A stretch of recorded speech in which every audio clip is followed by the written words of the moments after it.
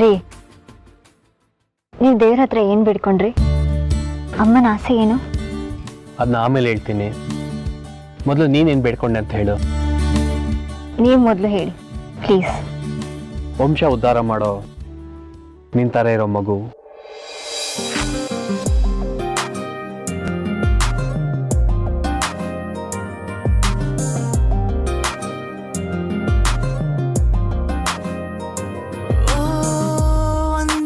ಸಿಗುತ್ತಿಲ್ಲ ಓ ಅಂದಗಾತಿ ಸಿಡಿತಕ್ಕೆ ನಾ ಸಿಕ್ಕ ಮೇಲೆ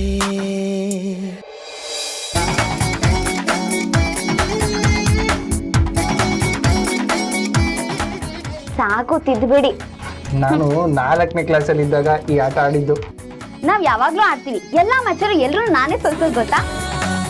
ಜೀವನ ಅಂತಂದ್ರೆ ಚೌಕಾಬಾರ, ಚೌಕಾಬಾರ ಅಂತಂದ್ರೆ ಜೀವನ. ಜೀವನ ಚೌಕಟ್ಟಲ್ಲಿ ಸೋಲು ಗೆಲುವು ಇದ್ದಿದ್ದೆ. ಹೌದು, ಸೋತ್ರೆ ಮುಂದಕ್ಕೆ ಗೆಲುವಿದೆ ಅಂತ ಅರ್ಥ. ಗೆದ್ರೆ ಜೀವನದಲ್ಲಿ ಮುಂದೆಂದು ಸೋಲು ಬರ್ದಿರೋ ತರ ನೋಡ್ಕೋಬೇಕು ಅಂತ ಅರ್ಥ. ನಿಮ್ಗೆ ಸೋತು ಗೆಲ್ಲೋದಕ್ಕಿಷ್ಟನಾ ಅಥವಾ ಗೆದ್ದು ಸೋಲೋದಕ್ಕಿಷ್ಟನಾ? ಮಾಡೋ ಕೆಲಸದಲ್ಲಿ ಸೋತು ಗೆಲ್ಲೋದೇ ನನಗಿಷ್ಟ. ಆದರೆ ಜೀವನ ಪ್ರೀತಿ ಅಂತ ಬಂದಾಗ ಗೆದ್ದು ಸೋತು ಬಿಡ್ತೀನಿ. ನೀನೇನು ಕೇಳ್ಕೊಂಡೆ? ಅದು ನಿಮಗೆ ಇಷ್ಟ ಆಗಲ್ಲ ಅನ್ಸುತ್ತೆ. ನಾನು ನಿಮ್ಮಷ್ಟು ರೊಮ್ಯಾಂಟಿಕ್ ಅಲ್ಲ. ಪರವಾಗಿಲ್ಲ, ಅದೇನು ಅಂತ ಹೇಳಿ.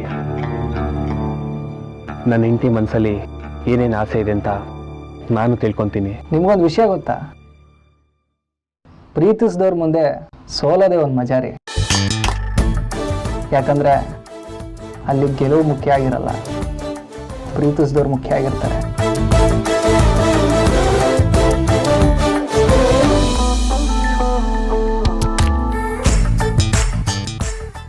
ನಮ್ಮ ಅಕ್ಕನ್ಕೊಂದು ಕೊಲೆಗಾರ ಬೇಗ ಸಿಗ್ಲಿ ಅಂತ.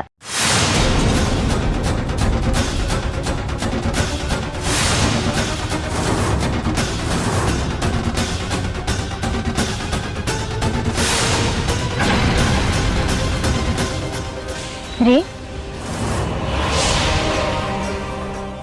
ಯಾಕೇನಾಯ್ತು? ನಾನು ಕೇಳ್ಕೊಂಡಿದ್ದು ನಿಮ್ಗೆ ಇಷ್ಟ ಆಗಿಲ್ವಾ?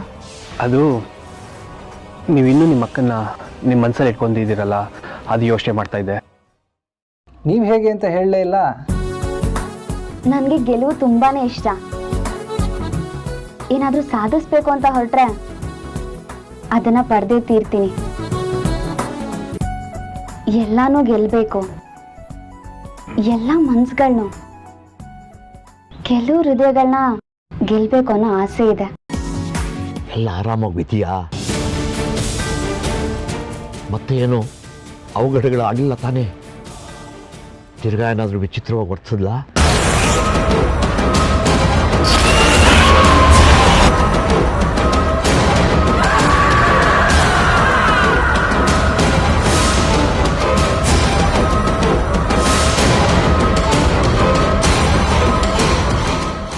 ನೀನ್ ಬದುಕೋದಕ್ಕೆ ನನ್ನ ತಂಗಿ ಜೀವನನ ಬಲಿ ಕೊಟ್ಟ. ನಿನ್ನನ್ ಬಿಡಲ್ಲ ಕಣೋ, ಬಿಡಲ್ಲ.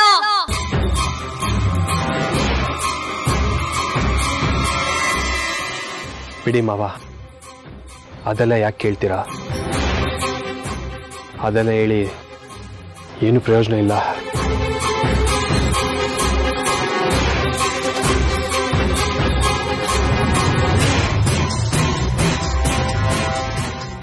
ಹಾಗಾದರೆ ಮತ್ತೇನಾದರೂ ಅನಾಹುತ ಮಾಡಿದ್ಲಾ?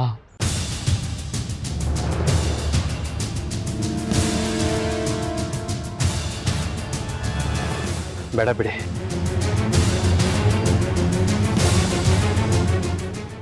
ನಿಮ್ಗೆ ಯಾಕೆ ಬೇಜಾರು? ಹೇಳಿ ಹೇಳಿ ಅಂದರೆ ಏನು ಮಾಡಿದ್ಲು? ಬಿಡಿ ಅಂತ ಹೇಳದ್ನಲ್ಲ.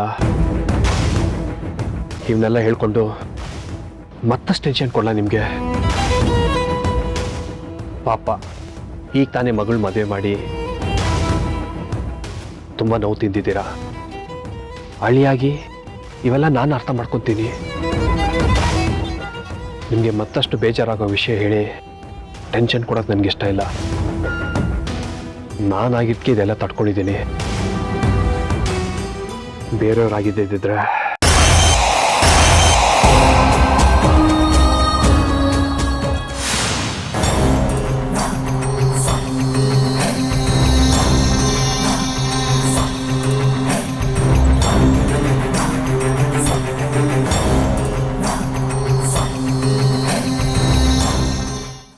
ಏನ್ ಮಾಡ್ತಿದ್ದೀರಾ? ಇನ್ವೆಸ್ಟಿಗೇಷನ್ಗೆ ಸಂಬಂಧಪಟ್ಟಂಗೆ ಕೆಲವು ಮೇಲ್ ಬಂದಿತ್ತು, ಚೆಕ್ ಮಾಡ್ತಾ ಇದ್ದೀನಿ. ಏನಾದ್ರೂ ಸುಳಿವು ಸಿಕ್ಕಿದ್ಯಾ? ಸಿಕ್ಕಿದೆ. ಇನ್ಸ್ಪೆಕ್ಟರ್ ಕುಮಾರ್ ತುಂಬ ಡೀಟೇಲ್ಸ್ನ ಕಂಡುಹಿಡಿದಿದ್ದಾರೆ, ಆದರೆ ಅವ್ರ ಡೀಟೇಲ್ಸು ಯಾವ ರೆಕಾರ್ಡ್ಸಲ್ಲೂ ಇಲ್ಲ. ಆ ರೆಕಾರ್ಡ್ಸ್ ಏನಾದರೂ ನನ್ನ ಕೈಗೆ ಸಿಕ್ಕಿದ್ರೆ ನನ್ನ ಕೆಲಸ ಸುಲಭ ಆಗುತ್ತೆ. ಇನ್ಸ್ಪೆಕ್ಟರ್ಗೆ ಆ ಕೊಲೆಗಾರ ಯಾರು ಅಂತ ಗೊತ್ತಿತ್ತು, ಆದರೆ ಅದ್ರ ಬಗ್ಗೆ ಯಾವ ರೆಕಾರ್ಡ್ಸು ಇಲ್ಲ. ರೆಕಾರ್ಡ್ಸ್ನ ಕೊಲೆಗಾರ ಕತ್ತಿರ್ಬೋದಾ? ಇರಬಹುದು, ಇಲ್ಲದೇನೂ ಇರಬಹುದು. ಕಳ್ಳರಿಗಿಂತ ಪೊಲೀಸ್ನವರು ಯಾವಾಗಲೂ ಒಂದು ಕೈ ಮೇಲೆ ಇರ್ತಾರೆ. ಅವತ್ತು ನಿಮ್ಮ ಮನೆಗೆ ಹೊರಟಿದ್ದ ಇನ್ಸ್ಪೆಕ್ಟರ್ ಕುಮಾರ್ ಅವ್ರ ಹತ್ರ ರೆಕಾರ್ಡ್ ಇಟ್ಕೊಂಡು ಹೊರಟಿದ್ರೋ ಇಲ್ವೋ ಅನ್ನೋದು ಇನ್ನೂ ಡೌಟ್ ಇದೆ. ಅಥವಾ ಅವರದನ್ನು ತುಂಬ ಸೀಕ್ರೆಟಾಗಿ ಇಟ್ಕೊಂಡು ಯಾವ ಸಮಯದಲ್ಲಿ ಏನು ಬೇಕಾದರೂ ಆಗಬಹುದು ಅಂತ ಎಲ್ಲಾದರೂ ಬಚ್ಚಿಟ್ಟಿರಬಹುದು. ನೀವು ನೆವರ್ ನೋ. ನಿಮ್ಮ ಅಕ್ಕನ ಕೊಲೆ ಕೇಸಿಗೆ ಸಂಬಂಧಪಟ್ಟ ಹಾಗೆ ಒಂದು ಮುಖ್ಯವಾದ ಸುಳಿ ಸಿಕ್ಕಿದೆ. ಆ ಕೊಲೆಗಾರ ಯಾರು ಅಂತ ಸದ್ಯದಲ್ಲೇ ಗೊತ್ತಾಗುತ್ತೆ. ಈಗಲೇ ಅವನ ಹೆಸರನ್ನ ಬಹಿರಂಗಪಡಿಸಿದ್ರೆ ಕೇಸು ಬೇರೆ ಬೇರೆ ತಿರುವು ತಗೊಂಡು ಮುಚ್ಚೋಗ್ಬೋದು.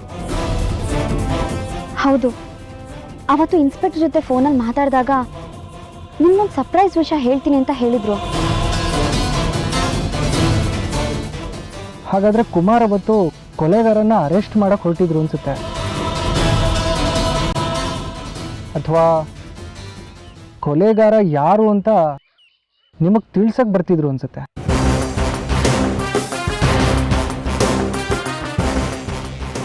ಅವತ್ತವರು ಏನೇನು ಮಾತಾಡಿದ್ರು ಅಂತ ಸ್ವಲ್ಪ ನೆನಪು ಮಾಡ್ಕೋತೀರಾ?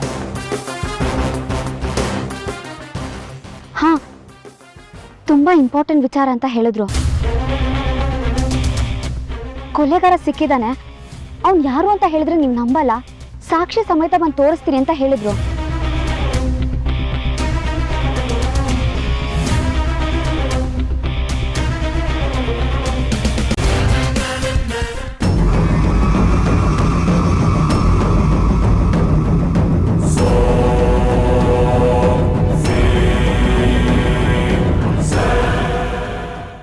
ಯಾವ್ದು ಆಗ್ಬಾರ್ದು ಅಂತ ಅನ್ಕೊಂಡಿದ್ನೋ ಅದೇ ಆಗೋಯ್ತು. ಏನ್ ಮಾಡ್ಲಪ್ಪ ನಾನು? ಮಾವ, ಸಮಾಧಾನ ಮಾಡ್ಕೊಳ್ಳಿ.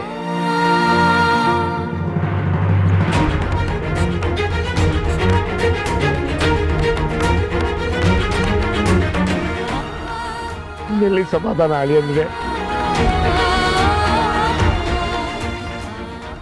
ಮದುವೆ ಮಾಡಿಕೊಟ್ಮೇಲೆ ನೀವು ಮೇಘನ ಸಂತೋಷವಾಗಿರೋದನ್ನ ನೋಡಬೇಕು ಅಂತ ಅನ್ಕೊಂಡಿದ್ದೆ. ಆದರೆ